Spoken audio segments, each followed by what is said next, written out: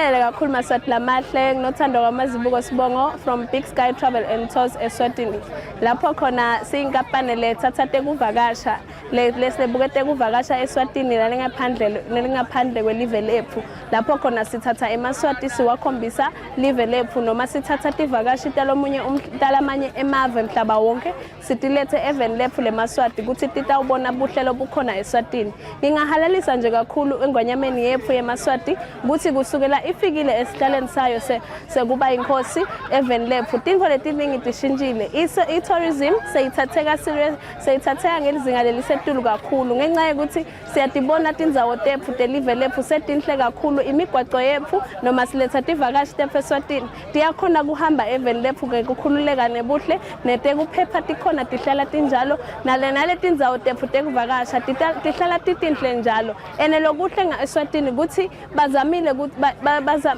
eSwatini muhle ngekuthi iculture yethu ihlukile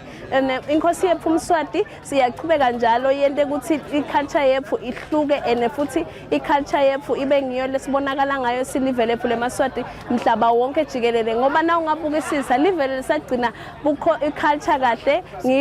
ngiyo live lethu laseSwatini so inkosi yethu siyayihalalisela ngaloko ngoba nanyalo nje lokusila imkhosi lebugani muhle kakhulu bonke bomake batile ene batele info inyestele umkhosi webugani lapho khona sihalalisa khona iculture yethu so siyabonga kakhulu inkosi yethu yeMaswati ukuthi isiphe lesikhathi sekuthi ikhulise i-tourism ngoba namanje nje bayeta abativakashi tethu tite kutobuka umkhosi wethu webugani ngoba akusiko konke la kwenteka khona la ungakuthola khona you can only get it in eSwatini.